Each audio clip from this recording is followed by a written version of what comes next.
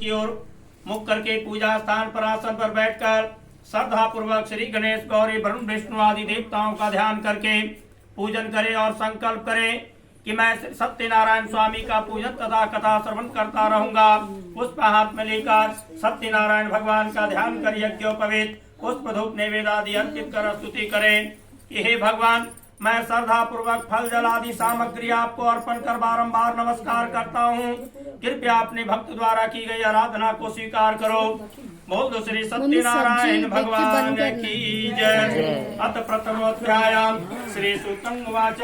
श्री सूत जी ने कहा, एक समय नैमिसारण्य तीर्थ में सौनकादिक 88,000 ऋषियों ने पुराण वेदता श्री सूत जी से पूछा कि हे सूत जी, इस कलयुग में वेद विद्या रहित मानवों को ईश्वर भक्ति किस प्रकार मिलेगी और उनका उद्धार कैसे होगा। हे मुनीश्वर, आप ऐसा कोई व्रत अथवा तप बताइए जिसे करने से मनुष्य थोड़े ही समय में पुण्य प्राप्त कर सके और उसे मनोवांछित फल भी मिले। ऐसे मनोरथ पूर्ण करने वाली कथा सुनने की हमारी प्रबल इच्छा है। सर्वशास्त्र ज्ञाता श्री सूत जी बोले, हे वैष्णव के पूज्य, आप सभी ने मानव जाति के हित की बात पूछी है, अतः आप सबके अनुरोध पर मैं उस श्रेष्ठ व्रत को अवश्य कहूंगा जिसे नारद जी ने एक समय श्री लक्ष्मी नारायण भगवान जी से पूछा था और लक्ष्मीपति श्री विष्णु भगवान ने मुनि श्रेष्ठ नारद जी को बताया था। उस कथा को मैं आप सबको कहूंगा, अतः ध्यान से सुनो। मुनिनाथ सुनो यह सत्य कथा, सब काल ही होई महा सुखदायी। भवताप हरे और मनोरथ पूर्ण करे, सुख संपत्ति की अधिकाई। अति संकट में दुख दूरी करे, सब ठौर कुठौर में होत सहाय। भगवान महात्म है इसमें, अपना कल में फल और जनाई। किसी समय योगीराज नारद जी दूसरों के हित की इच्छा करके सभी लोगों का भ्रमण करते हुए मृत्यु लोक में पहुंचे। यहाँ अनेक योनि में जन्मे प्राय सभी मनुष्यों को अपनों कार्यों के अनुसार अनेक दुखों से पीड़ित देख के उन्होंने विचार किया, कौन यत्न के करने से निश्चित रूप से प्राणियों के दुखों का अंत हो सकेगा। ऐसा अपने मन में विचार कर श्री नारद जी वैकुंठ धाम पहुंचे। इति श्री सत्यनारायण व्रत कथायाम प्रथमो अध्यायाम।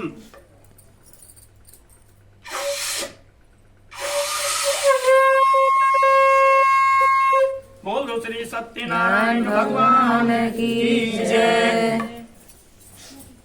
अत द्वितीय अध्यायाम श्री सूतं उवाच।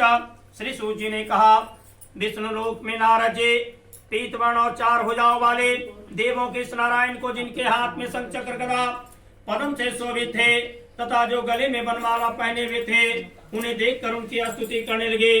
नारद जी विष्णु जी से बोले कि हे प्रभु, आप अत्यंत दुर्लभ शक्तियों से युक्त हैं, मन तथा वाणी भी आपको पाने में असमर्थ है। आपका आदि मध्य अंत कोई नहीं जानता। आप निर्गुण सर्वोत्कृष्टि के कारण भक्तों को दुखों को हरने वाले हैं। आपको मेरा नमस्कार है। नारद जी के इस प्रकार की स्तुति सुनकर भगवान लक्ष्मीपति विष्णु जी बोले, हे मुनिश्रेष्ठ नारद जी, आपके मन में क्या है? आपका आगमन यहाँ किस कारवश हुआ? निसंकोच कहो। तब नारद जी ने कहा कि हे प्रभु, मृत्यु लोक में सभी प्राणी जो अनेक योनि में पैदा हुए, अपने अपने कर्मों द्वारा अनेक प्रकार के दुखों से ग्रस्त दुखी हो रहे। हे नाथ, यदि आप मुझ पर दया रखते हैं तो कृपया कर मुझे बताइए, उन मनुष्यों के सभी दुख थोड़े से प्रयत्न से कैसे दूर हो सकते हैं। श्री विष्णु भगवान ने कहा कि हे नारद, मनुष्यों के हित के लिए तुमने यह बहुत अच्छा प्रश्न किया। जिस व्रत के करने से मनुष्य मोह के बंधन से छूट जाता है, वह व्रत मैं तुमसे कहता हूँ, सुनो। बहुत पुण्य देने वाला स्वर्गता मृत्यु लोक में दुर्लभ एक उत्तम व्रत है, जो आज मैं प्रेम बस तुमसे कहता हूँ। वह श्री सत्यनारायण भगवान का व्रत विधि विधान पूर्वक संपन्न करके मनुष्य इस धरती पर सुख भोग कर मृत्यु के उपरांत मोक्ष की प्राप्ति करता है। श्री विष्णु भगवान के अमृत से ओतप्रोत वचन सुनकर नारद जी बोले, हे प्रभु, उस व्रत का क्या विधान है? उस व्रत का क्या फल है? इस व्रत को पूर्व समय में किस किसने किया और किस दिन यह व्रत किया जाना चाहिए? कृपया वह व्रत की विधि और विधान मुझे विस्तार पूर्वक कहो, मुझे वह सब सुनने की तीव्र इच्छा है।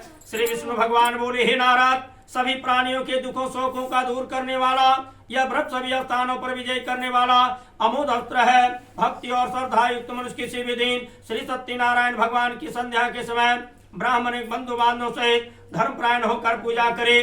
भक्ति भाव से पुण्य हो नैवेद्य, केले का फल, शहद, घी, शक्कर या गुड़ दूध गेहूं आटा सवाया लेवे। इन सबको भक्ति भाव से संपन्न हो भगवान श्री सत्यनारायण स्वामी को अर्पण करे। बंधु बांधवों से ब्राह्मणों को भोजन कराए। इसके पश्चात स्वयं भोजन करें। रात्रि में नित्य भजन आदि का आयोजन कर श्री सत्यनारायण भगवान का स्मरण करते हुए समय व्यतीत करें। इस तरह जो मनुष्य व्रत करेंगे उनके समस्त मनोरथ निश्चय ही पूर्ण होंगे। विशेष रूप से कलयुग में मृत्यु लोक में यही एक उपाय है जिससे कम समय में कम धन में महान पुण्य की प्राप्ति हो सकती है। इति श्री स्कंद पुराणे रेवा खंडे द्वितीयो अध्यायाम।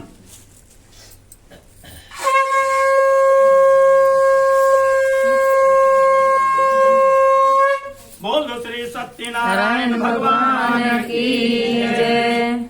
अत तृतीयो अध्यायाम। श्री सूतंग वाचा।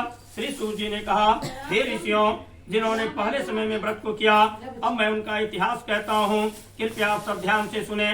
सुंदर काशीपुरी नगरी में अत्यंत निर्धन ब्राह्मण रहता था। वह ब्राह्मण नित्य प्रति भूख प्यास से व्याकुल होकर पृथ्वी पर घूमता रहता था।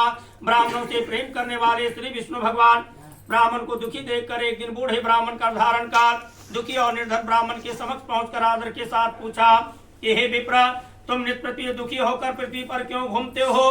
हे श्रेष्ठ ब्राह्मण, यह सब मुझसे कहो, मैं तुम्हारी व्यथा सुनना चाहता हूँ।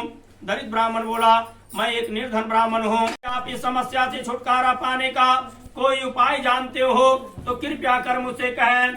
वृद्ध ब्राह्मण रूपी श्री विष्णु जी बोले, हे ब्राह्मण श्रेष्ठ, श्री सत्यनारायण भगवान मनोवांछित फल देने वाले हैं, अतः तुम उनका पूजन करो और इस व्रत को करने से मनुष्य दुखों से मुक्त हो जाता है।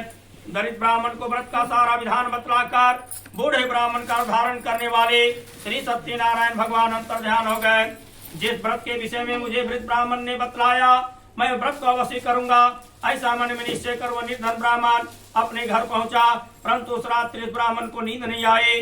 अगले दिन वह जल्दी उठा और श्री सत्यनारायण भगवान का ध्यान कर उनका व्रत करने का निश्चय कर भिक्षा मांगने के लिए चल पड़ा।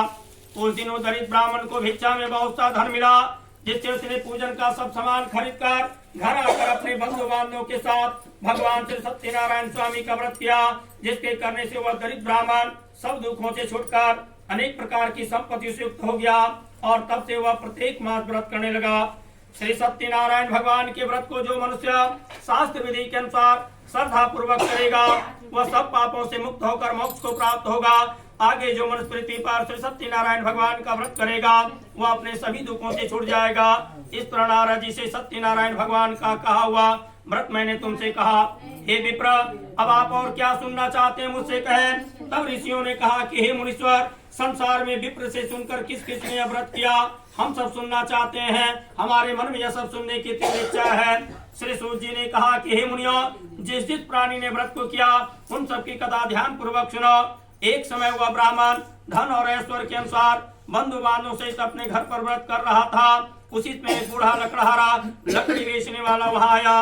उसने सिर पर रखा लकड़ियों का गट्ठर बाहर रख दिया और ब्राह्मण के घर में चला गया। प्यास से व्याकुल लकड़हारे ने उस ब्राह्मण को व्रत करते हुए देखा और प्यास को भूलकर ब्राह्मण को नमस्कार कर पूछने लगा कि हे ब्राह्मण देवता, आप यह किसका पूजन कर रहे हैं? इस व्रत के करने से क्या फल मिलता है? कृपया कर मुझे बताइए, इसे सुनने की मेरी इच्छा है।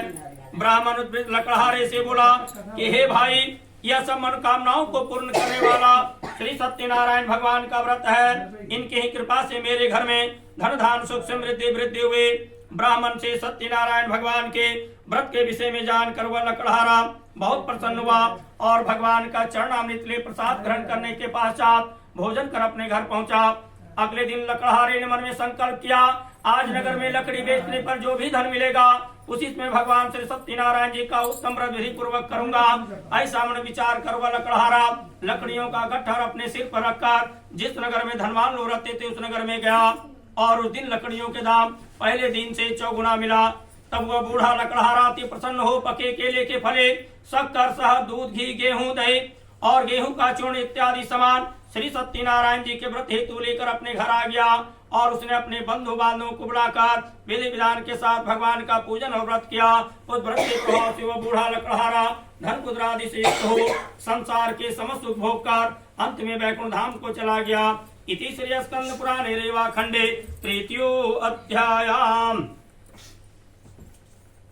श्री सूतंगवाच, श्री सूजी ने कहा, हे श्रेष्ठ मुनियों, अब आगे की कथा कहता हूँ। पूर्व काल में उल्कामुख नाम का एक महान बुद्धिमान राजा राज्य करता था। वह सत्य वक्ता और जितेंद्र था। वह प्रतिदिन देवस्थान पर जाकर गरीबों को धन देकर उनके कष्टों को दूर करता था। उसकी पत्नी कमल के समान मुख वाली सती साध्वी थे। भद्रशिला नदी के तट पर उन्होंने श्री सत्यनारायण भगवान का व्रत किया। उस समय वहां साधु नाम का एक वैश्य व्यापारी आया। उसके पास व्यापार राजा को व्रत करते देख विनयशील वाणी से बोला कि भक्ति उचित से आप ये किसका पूजन कर रहे हैं, यह मेरी सुनने की इच्छा है। कृपया आप मुझे सविस्तार बताएं। महाराज उल्कामुख ने कहा कि हे साधु वैश्य, मैं अपने बंधु बांधवों के साथ पुत्र की प्राप्ति हेतु सर्वशक्ति संपन्न महान शक्तिशाली सत्यनारायण भगवान का व्रत और पूजन कर रहा हूँ। राजा के भक्ति वचनों को सुनकर उस साधु नामक वैश्य ने आदर से कहा कि हे राजन, मुझे भी व्रत का संपूर्ण विधान समझाएं। मैं भी आपके कथनानुसार इस व्रत को अवश्य करूंगा, क्योंकि मैं भी संतानहीन हूँ। मुझे पूर्ण विश्वास है कि व्रत करने से निश्चय मुझे संतान की प्राप्ति होगी। राजा से व्रत का सब विधान सुनकर व्यापार से निमित्त हो वह वैश्य व्यापारी आनंद के साथ अपने घर पहुंचा और वैश्य ने अपने पत्नी लाभ से संतान देने वाले व्रत का संपूर्ण वृत्तांत का सुनाया और स्वयं प्रण किया कि जब मेरी कोई संतान होगी तब मैं व्रत अवश्य करूंगा। एक दिन उसकी पत्नी लावती आनंदित हो संसारिक धर्म से प्रवृत्त हो श्री सत्यनारायण भगवान कृपा से करते हुए और 10वें महीने में उसने एक सुंदर कन्या को जन्म दिया। दिनों दिन वह कन्या इस तरह बढ़ने लगे जैसे शुक्ल पक्ष का चंद्रमा बढ़ता है और कन्या का नाम कलावती नाम रखा गया। तब एक दिन लीलावती ने मीठे शब्दों में अपने पति को स्मरण कराया कि हे नाथ, आपने जो भगवान का व्रत करने का संकल्प किया था अब आप उसे पूरा कीजिए। तब साधु वैश्य ने कहा कि हे प्रिय, मैं कन्या के विवाह पे व्रत को अवश्य करूंगा। इस प्रकार अपनी पत्नी को आश्वासन देकर वह साधु वैश्य अपने व्यापार को करने के लिए दूसरे नगर चला गया। कलावती पिता के घर में निवृत्त को प्राप्त होती गई। एक दिन साधु ने जब अपनी पुत्री को नगर में सखियों के साथ खेलते देखा तब वो दूत को बुला करके कहा, हे दूत, हमारे पुत्र हेतु कोई सुयोग्य वर तलाश करके लाओ। उसकी आज्ञा सुनकर दूत कांचन नगर पहुंचा और देखभाल कर वैश्य की पुत्री हेतु एक सुयोग सुशील बनिक पुत्र को खोज के ले आया।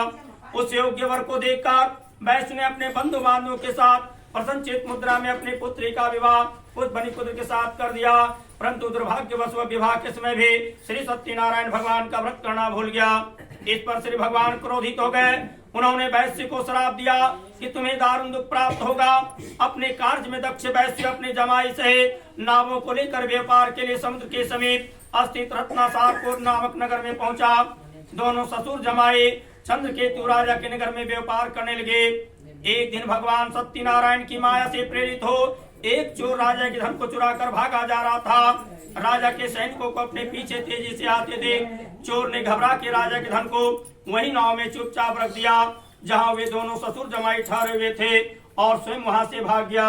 जब सैनिकों ने वैश्य के पास राजा के धन को रखा हुआ देखा, दोनों को बांध कर दरबार में ले गए और राजा के समीप उन दोनों ससुर जमाई को ले जाकर बोले, हे राजन, हम ये दो चोर पकड़ के लाए हैं, देख कर आज्ञा दे।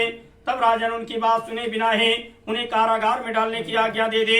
इस प्रकार निर्दोष होते हुए भी राजा की आज्ञा से उन्हें कठिन कारावास में डाल दिया गया तथा उनका सारा धन छीन लिया गया।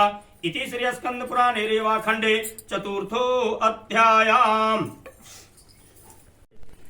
पंचमोध्यायाम। श्री सूतंगवाच, श्री सूजी ने कहा, सत्यनारायण भगवान के श्राप के कारण साधु वैश्य की पत्नी लावती और पुत्री कलावती भी घर पर अत्यधिक दुखी हुए।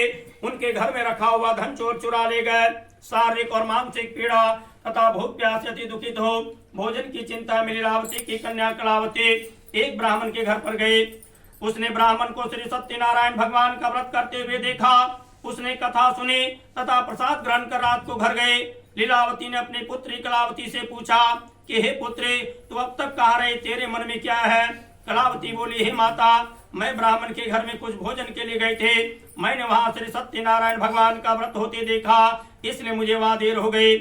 कन्या के वचनों को सुनकर लीलावती श्री सत्यनारायण भगवान की पूजन की तैयारी करने लगे। उसने परिवार और बंधु बांधवों से श्री सत्यनारायण भगवान का पूजन और व्रत किया और वर मांगा कि मेरे पति और दामाद शीघ्र ही लौट आए। साथ ही अपने अपराधों के लिए श्री सत्यनारायण भगवान से क्षमा याचना की। श्री सत्यनारायण भगवान जी लीलावती के इस व्रत और पूजन से अत्यंत प्रसन्न हुए और नवराजा चंद्रकेतु को स्वप्न में दर्शन दे करके कहा कि हे राजन, जिन दोनों वैश्यों को तुमने बंदी बना रखा है वे निर्दोष हैं, उन्हें प्रातः ही छोड़ दो और उनका सब धन जो तुमने ग्रहण किया उसे लौटा दो, अन्यथा मैं तेरा धन राजपुत्र आदि सब नष्ट कर दूंगा। राजा को ऐसे वचन कहकर भगवान अंतर्ध्यान हो गए। प्रातः काल राजा चंद्रकेतु ने सभा में सबको अपना स्वप्न का सुनाया और सैनिकों को आज्ञा दे कि दोनों बनिक पुत्रों को कैद से मुक्त कर सभा में लाया जाए। दोनों ने आते ही राजा को प्रणाम किया। राजा ने कोमल वचनों से उनका सत्कार करते हुए कहा, हे महानुभावों, तुम्हें दुर्भाग्यवश ऐसा कठिन दुख प्राप्त हुआ, अब तुम्हें कोई भय नहीं है, अब तुम भय से मुक्त हो। ऐसा कहकर राजा ने उनको नए नए वस्त्राभूषण पहनाए और उनका जितना भी धन लिया था उसे दुना धन लौटा कर आदर से विदा किया। दोनों वैश्य अपने घर की ओर चल दिए। इति श्री स्कंद पुराणे रेवा खंडे पंचमो अध्याय।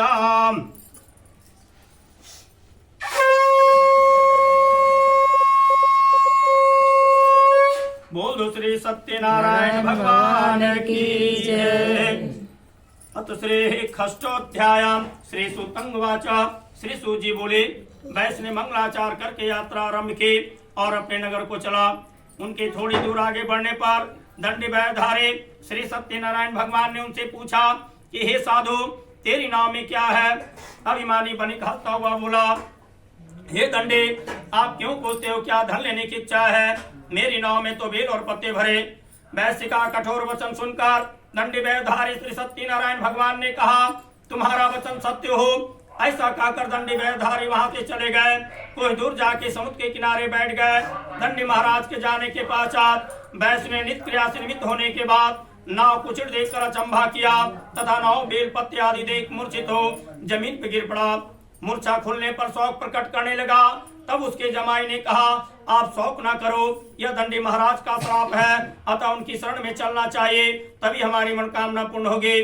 जमाई के वचन सुनकर वैश्य दंडी महाराज के पास पहुंचा और अत्यंत भक्ति भाव से प्रणाम करके बोला, मैंने जो आपसे असत्य वचन कहे थे उनके लिए मैं क्षमा प्रार्थी हूँ। ऐसा कहकर वह बहुत दुखी होकर रोने लगा। तब दंडी भगवान बोले, हे बनिक पुत्र, मेरे श्राप से तुझे बारंबार दुख प्राप्त हुआ, तुम मेरी पूजा से विमुख हुआ है। वैश्य ने कहा कि हे भगवान, आपकी माया से ब्रह्मादि देवता भी आपके रूप को नहीं जान पाते, तब मैं अज्ञानी भला आपको कैसे जान सकता हूँ? आप प्रसन्न होइए, मैं अपने सामर्थ्य के अनुसार आपकी पूजा करूंगा।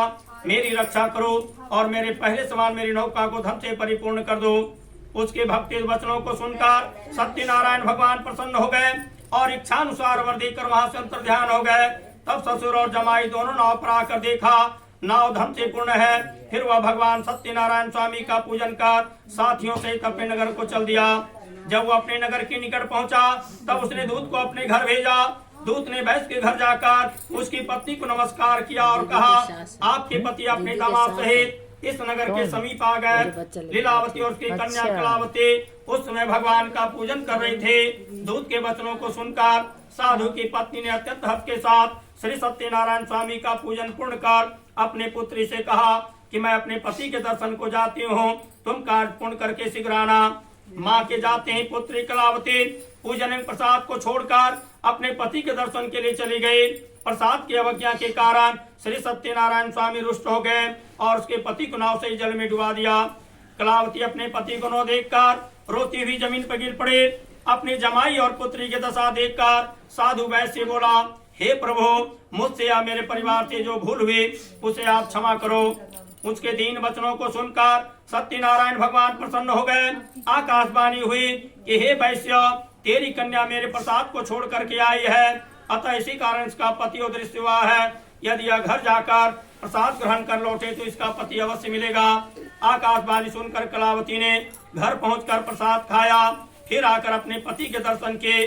तत्पश्चात वैश्य ने वहीं बंधु बांधवों से भगवान सत्यनारायण स्वामी का विधि पूर्वक पूजन किया और वह इस लोक का सुख भोग कर अंत में स्वर्ग लोक को चला गया। इति श्री स्कंद पुराणे रेवा खंडे खष्टो अध्यायाम।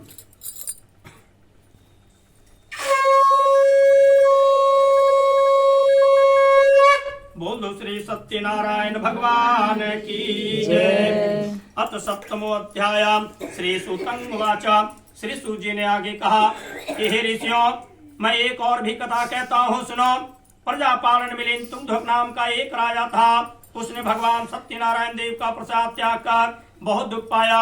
एक समय राजा वन में वन पशुओं को मारकर बड़ के वृक्ष से नीचे आया। वहां उसने ग्वालों को भक्तिभाव बंधुओं सहित श्री सत्यनारायण जी का पूजन करते देखा। राजा अहंकार बस वहां नहीं गया, न प्रसाद खाया। प्रसाद त्याग कर अपने नगर को गया तो वहां उसने सब कुछ नष्ट हो पाया। वह समझ गया यह सब भगवान सत्यनारायण स्वामी ने ही किया है। तब वह उसी स्थान पर आया और ग्वालों के संग विधि पूर्वक पूजन का प्रसाद खाया। सत्यनारायण भगवान की कृपा से सब कुछ पहले जैसा हो गया और अंत में वह स्वर्ग लोक को गया।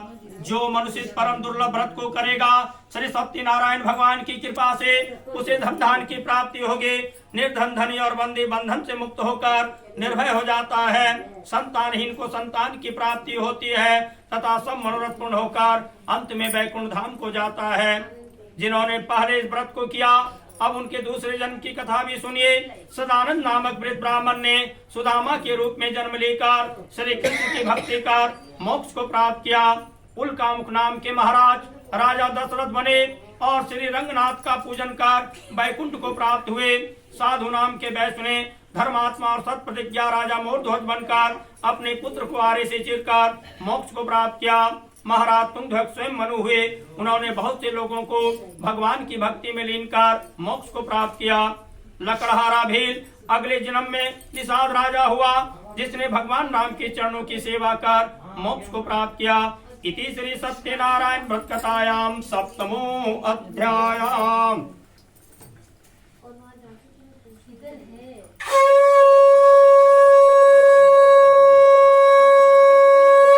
बोल दो श्री सत्यनारायण भगवान की जय।